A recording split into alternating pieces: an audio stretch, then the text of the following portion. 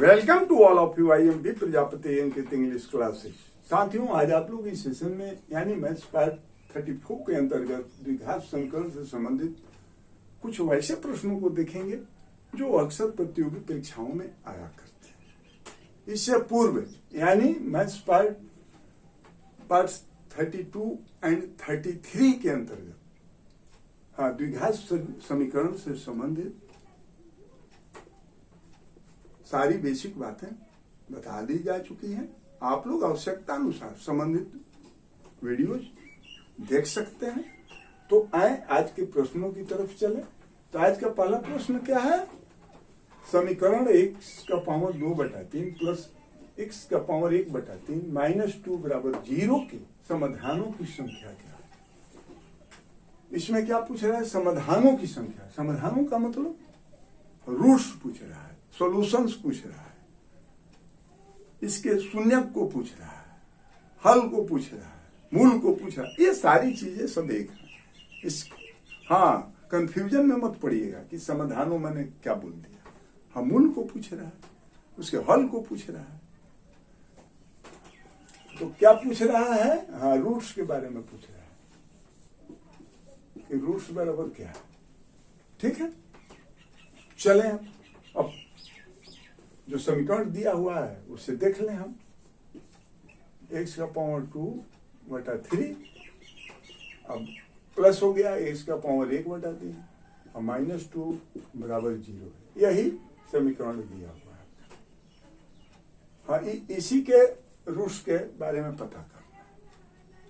ठीक है, तो यहां पर जो समीकरण अभी दिया गया है जिस रूप में है वह तो द्विघात समीकरण नहीं है, नहीं ना है। जो अभी जिस रूप में है एट प्रेजेंट, तो इस हालत में तो इसे हम द्विघात समीकरण नहीं कर सकते हैं।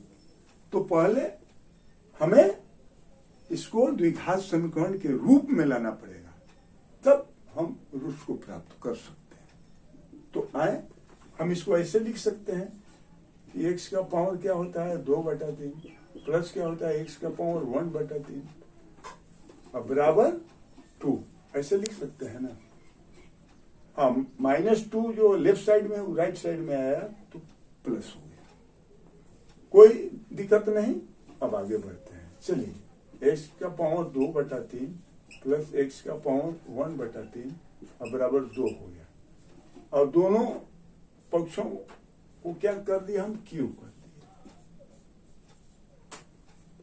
हाँ, तो इससे कोई अंतर नहीं होगा क्योंकि समान क्रिया दोनों पक्षों में की गई। चल, ऐसा क्यों किया गया? इसलिए कि इसको द्विघात समीकरण के रूप में लाने के लिए, इसको आगे हल करने के लिए हम ऐसा किए। तो अब यह जो है a + b होल क्यूब के रूप में आ गया। देखिए, इसको मान लीजिए a मान लें और इसको b मान लें। अब प्लस बीच में है तो हुआ ना a + b का होल क्यूब। तो अब क्या हुआ? सूत्र के रूप में आ गया। तो जैसा कि जानते हैं कि a + b होल क्यूब बराबर क्या होता है? a + b होल क्यूब बराबर क्या होता है? a³ + b³ + 3ab × a + b। यही होता है। तो आए इस फार्मूले को देखते हुए अब इसको आगे बढ़ाएं। तो क्या हो गया? a³। तो a³ हुआ तो x का पावर 2/3 का क्यूब कर दिए प्लस b³। तो x का पावर 1/3 है, इसको हम क्या किए? क्यूब कर दिए। अब प्लस 3 से भी, तो 3 ये कितना है? देखिए, ये कितना है यहाँ पर? यहाँ हाँ, इंटू x का पावर 2/3 हो गया इंटू b कितना है? हाँ, x का पावर 1/3। अब चलिए, इंटू a + b है। तो a + b का मान यहां मालूम है। देखिए, a + b बराबर क्या है? 2। तो गुणा 2 लिख सकते हैं। बराबर क्या है? 2 का क्यूब हो गया। चले, अब इसको हम ऐसे भी लिख सकते हैं। देखिए, अब ये 3 जो है और इस 3 से कट गया, गुणा हुआ इसका पावर 2/3 और गुणा 3। ये जो पावर 3 है क्यूब है, तो इसको हम गुणा करेंगे तो क्या होगा? 3 से 3 कट जाएगा तो क्या बचेगा? एक्स स्क्वायर बच जाएगा, प्लस क्या बचेगा, इसमें सिमिलरली वैसी हो जाएगा, तो एक्स का पावर 1 यानी एक्स बच गया। चलिए आगे चलते हैं, तो 3 है ज्यों का त्यों लिख दिए। इसका देखिए बेस दोनों का एक है, गुणा है, एक्स का पावर 2/3 है गुणा एक्स का पावर 1/3। तो बेस जब एक रहता है तो गुणा करने पर क्या होता है, हाँ उनके पावर जो होते हैं वो आपस में जोड़ दिए जाते हैं। तो एक्स का जो पावर है 2/3 है, 1/3 जोड़ दिए तो क्या हो गया 3/3। 3/3 का मतलब कि 1 कट गया, तो एक्स का पावर 1 है तो एक्स हम लिख दिए। चले आगे क्या है, 2 बचा, अब बराबर क्या है, इसका क्यूब किए तो क्या हो गया 8 हो गया। अब इसको और आगे बढ़ा लें थोड़ा, तो क्या हो गया एक्स स्क्वायर, आई क्या हुआ, यहाँ पर देखिए एक्स है, अब प्लस में क्या है 3 गुणा एक्स है तो 3x हो गया, 3 गुणा 2 कर दिए तो 3 दूनी 6x हुआ, एक एक्स ई है तो प्लस क्या हो गया 7x। इस साइड में 8 है तो इसको हम लेफ्ट साइड में लाए तो क्या हो गया -8 हो गया, बराबर। अब यह देखिए द्विघात समीकरण के रूप में। तो अब आए, अब देखें कि इसमें a क्या है, एक्स स्क्वायर का गुणांक क्या है, a होता है, स्टैंडर्ड फॉर्म हम बता चुके हैं पहले। तो a बराबर क्या होता है यहाँ पर 1 है, b क्या है 7 है, c क्या है -8 है, यही ना है। अब आए मालूम करें, क्या मालूम करें, रूट्स को। तो जैसा कि हम बता दिए हैं कि जो रूट्स होता है वो d के वैल्यू पर निर्भर करता है। d का वैल्यू, d क्या होता है, d बराबर तो आप लोग जानते हैं, जैसे फार्मूला जानते हुए, हाँ डिस्क्रिमिनेंट है, विवेचक है, इसका फार्मूला होता है d बराबर क्या होता है b² -4ac होता है। यही फार्मूला है, इसको ध्यान में रखिए, सारी चीजें हम बता दी हैं। तो d पर कैसे निर्भर करता है ये अभी देख लें थोड़ा सा। हाँ, यदि मान लीजिए d का मान जो है 0 हो, d का वैल्यू जो है वो 0 हो, तो इसके समाधान क्या होंगे, मूल क्या होंगे, रूट क्या होगा, 1 हो जाता है। और d यदि बड़ा हो 0 से तब क्या होता है, इसके जो रूट होते हैं वो 2 हो जाते हैं, और d यदि छोटा हो 0 से तब इसके रूट्स क्या हो जाते हैं 0 हो जाते हैं, यानी कोई सोल्यूशन नहीं निकलता है। इसको ध्यान में रखिए, क्या समझे। हाँ, d का वैल्यू लिख दिया है, d का वैल्यू जब 0 के बराबर होता है तो उसका समाधान 1 होता है, d का वैल्यू 0 से बड़ा होता है तब उसका समाधान 2 होता है, और d का वैल्यू जब 0 से छोटा होता है तो कोई समाधान नहीं होता है, यानी 0 होता है। ठीक है, तो आए अब उसको ध्यान में रखते हुए इस फार्मूले पर या जो द्विघात समीकरण है इसको हल कर लें। तो b² है तो b का मान यहाँ कितना है 7 है, 7 को स्क्वायर किए तो क्या हो गया 7 49 हो गया, माइनस है तो माइनस लिख दिए, 4 है a है 4 से 1 से गुणा किए तो 4 रह गया, और c बराबर कितना है -8 है, तो 4 से या -8 से गुणा किए तो क्या हो गया, हाँ -32 हो गया, और -32 अब फिर यहाँ पर माइनस है, गुणा किए तो माइनस माइनस क्या हो गया +32 हो गया, बराबर क्या हो गया 81। d बराबर मालूम हो गया, d बराबर क्या हो गया, या जो d है इसी d बराबर इतना है ना, इसी को न हल किए हैं तो इतना है, तो d बराबर नहीं हो गया मालूम 80। तो यहां देख लें d जो है वह 0 से बड़ा है ना, 0 से 81 बड़ा है ना, तो जब d है 0 से बड़ा रहे तब उसका समाधान क्या होता है 2 होता है, यानी रूट्स उसके कितने होते हैं 2 होते हैं, तो 2 हो गया बन गया, कोई दिक्कत नहीं। देखिए देखने में जटिल लग रहा था और देखते देखते आप लोग हल करो, कोई जटिलता सामने नहीं है। हाँ, बेसिक जानकारियां होनी चाहिए तभी आप लोग आगे सोच सकते हैं किसी प्रॉब्लम के बारे में। हाँ, तो चले अब देखिए यहाँ पर ऑप्शन डी में 2 है, तो option D is the right answer. चलें अब आगे देखें, सेकेंड क्वेश्चन क्या है इससे संबंधित, इसको हटा देते हैं।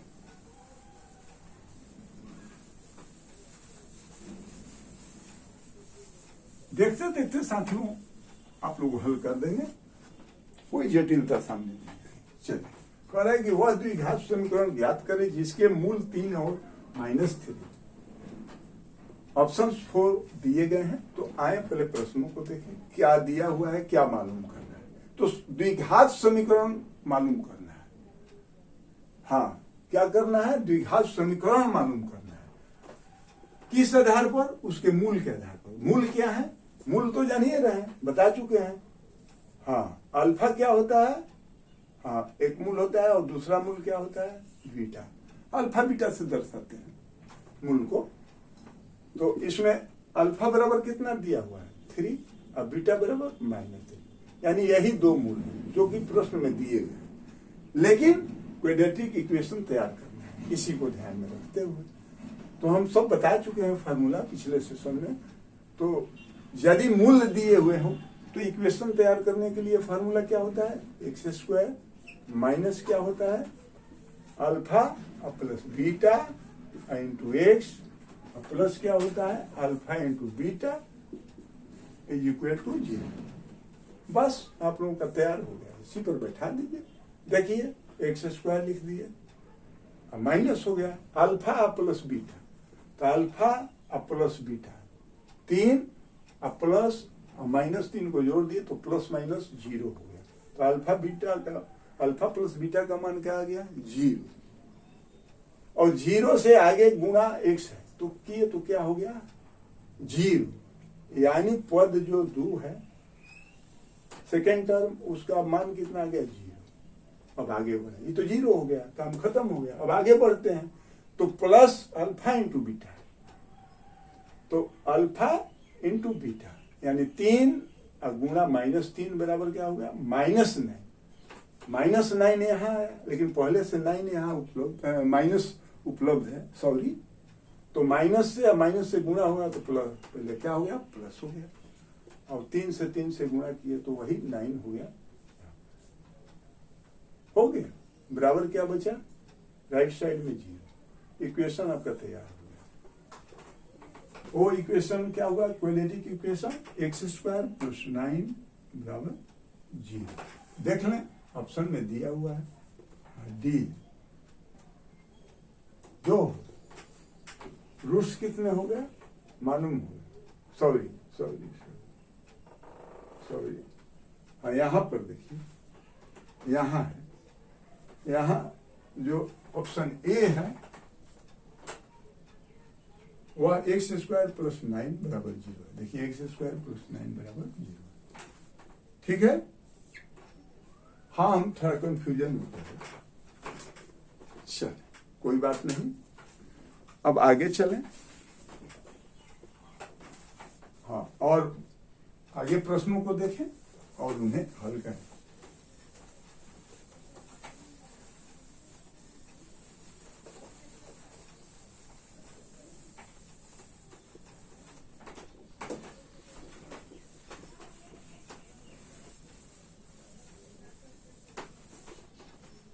चले और देखें प्रश्न। आज का तीसरा प्रश्न क्या हो, आज का तीसरा प्रश्न देखिए, कह रहा है कि के का किस मान के लिए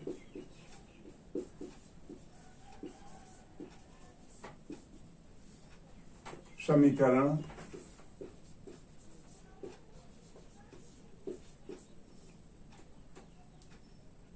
x² प्लस 2ax प्लस 4 बराबर 0 का एक वास्तविक हल होगा। हाँ, ऑप्शन दिए गए हैं, वो क्या है, ए जो है वो 0 है, बी 2 है, और 0 है। सी क्या है? -2 है और 0 है। और डी क्या है? 2 और -2। चले इसे हल करें, देखें तो कह रहा है कि के का किस मान के लिए समीकरण x² + 2kx + 4 बराबर 0 का एक वास्तविक हल। एक वास्तविक हल कब होता है? हाँ, √1 कब होता है? सॉल्यूशन 1 कब होता है? जबकि d बराबर 0 होता है। d का मान जब 0 होगा तब सॉल्यूशन जो होगा वो क्या होगा? 1 होगा। यह तो मालूम हो गया प्रश्न से। तो आए अब देखें क्या मालूम करना है? k बराबर मालूम करना है। और समीकरण क्या दिया हुआ है? x² + 2kx + 4 बराबर 0 दिया। अब इसमें देखना कि a बराबर क्या है? 1 है। b बराबर क्या है? 2k है। और c बराबर क्या है? 4 है। यह मालूम है इक्वेशन के द्वारा। तो चलें अब आप लोग मालूम कर रहे हैं, जैसा कि जानते हैं कि d बराबर क्या होता है? b² -4ac होता है ना। तो बराबर क्या हो गया? हाँ, b का मान मालूम है तो स्क्वायर हुआ तो 2k का स्क्वायर हो गया तो क्या होगा? हाँ, 4k² हो गया। हाँ, माइनस है, इधर देख लें, इधर कितना है? 4ac है तो 4 एस से गुणा किए 1 है। a का मान क्या है? 1 है। 4 से गुणा किए तो 4 रह गया। और c है तो c से गुणा कर दिए तो 4 का 16 हो गया ना, 16 हो गया। अब चलिए, अब इसको बराबर हम 0 कर देते हैं। तो आप लोग पूछेंगे कि यह 0 कहां से आ गया? यहाँ तो पहले इसमें तो 0 दिया नहीं हुआ है। d बराबर b² -4ac केवल दिया हुआ है। आप लिख दिए कि 4k² -16 बराबर 0। हाँ सर, यह प्रश्न में दिया हुआ है। क्या? एक वास्तविक हल होगा, दिया हुआ है ना। इस समीकरण का एक वास्तविक हल होगा। जो यह समीकरण दिया हुआ है उसका वास्तविक हल 1 होगा। तो 1 कब होगा? जबकि d का जो वैल्यू है वह क्या होगा? 0 होगा। तो वही ना 1 होगा, उसका रूट हल 1 होगा। तो d बराबर क्या होगा? 0 होगा। तो वही d बराबर हम लिख दिए इतना। d का यही ना मान है, इतना। अब बराबर प्रश्नानुसार क्या कर दिए? 0 लिख दिए। क्यों? कि प्रश्न में दिया हुआ है कि इसका वास्तविक हल जो होगा वो 1 होगा। 1 कब होगा? जबकि d बराबर 0 होगा। तो यही लिख दिए, d बराबर इतना बराबर 0। यह d है, d का मान है, अब बराबर यह 0 हो गया। तभी तो d बराबर जब 0 होगा तो उसका सॉल्यूशन 1 होगा। चल, हो गया आप लोगों का काम। बस अब क्या हो गया? 4k² अब बराबर, देखिए अब 16 को राइट साइड में लगे, -16 है तो क्या हो गया? +16। k² बराबर क्या हो गया? 16/4 हो गया, कट गया, बराबर 4 हो गया। k² बराबर अब क्या हो गया? 4। तो k बराबर क्या हो गया?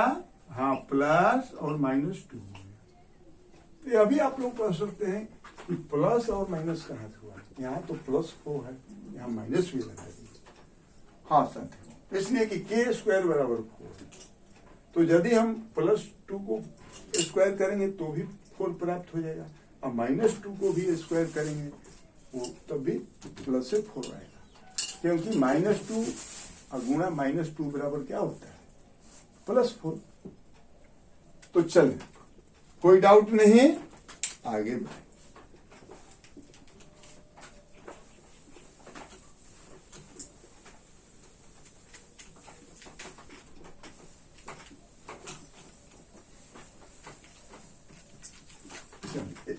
और एक प्रश्न देख लें।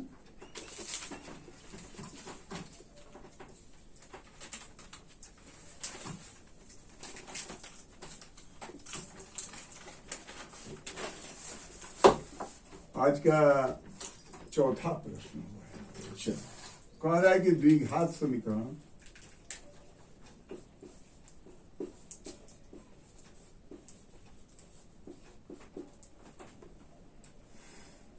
6y² माइनस 17y अब प्लस 3 बराबर 0। तो मूलों का गुणनफल का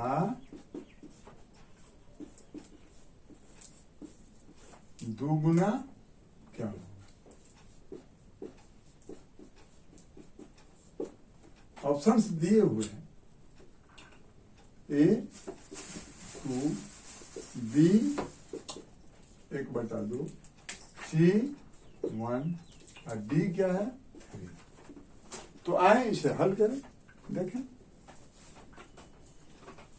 तो साथियों प्रश्न में क्या दिया हुआ है? द्विघात समीकरण दिया हुआ है 6y² minus 17y plus 3 is equal to 0। इसको पहले हम लिख लें, minus 17y plus 3 is equal to 0 है। तो मूलों का गुणनफल का दुगना, मूलों का गुणनफल बराबर क्या होता है? मूलों का गुणनफल का मतलब वही जो मूल अल्फा और बीटा का यही गुणनफल पूछ रहा है। हाँ, मूल क्या होते हैं ये तो हम बता चुके हैं, अल्फा और बीटा होते हैं। हाँ, रूट्स क्या होते हैं? अल्फा और बीटा से दर्शाया जाता है। तो यही अल्फा और बीटा का गुणनफल का दुगुना पूछ रहा है कि क्या होगा। इसी का मान तो निकालना है। हो गया, बन गया आपका। तो मूलों का गुणनफल बराबर क्या होता है आप लोगों को बता चुके हैं। क्या होता है? C/A बराबर C/A होता है। अब आए इस समीकरण में देख लें कि A बराबर कितना है। A बराबर क्या है 6 है, B बराबर क्या है माइनस 17 है और C बराबर क्या है 3। यही नहीं, इसमें दिया हुआ है 3 पद हैं। ठीक है, चल अब C/A लिख दें, बन गया आपका। C कितना है बराबर क्या है C 3। A कितना है 6 है। देखिए ये यहाँ 6 है, कट गया ये तो कितना आया बराबर 1/2 आया। तो LB sorry alpha into beta बराबर 1/2 आ गया। तो हमको मालूम क्या करना है? Alpha into beta into 2, alpha into beta into 2 बराबर हो गया अल्फा इंटू बीटा बराबर 1/2 है और गुणा हो गया यह 2 कट गया बराबर क्या हो गया 1। मालूम हो गया मूलों का गुणनफल जो होता है उसका दुगुना यानी अल्फा इंटू बीटा इंटू 2 बराबर क्या हो गया। हाँ, अब यहाँ 1 लिख दीजिए, मालूम हो गया। ऑप्शन देख लें।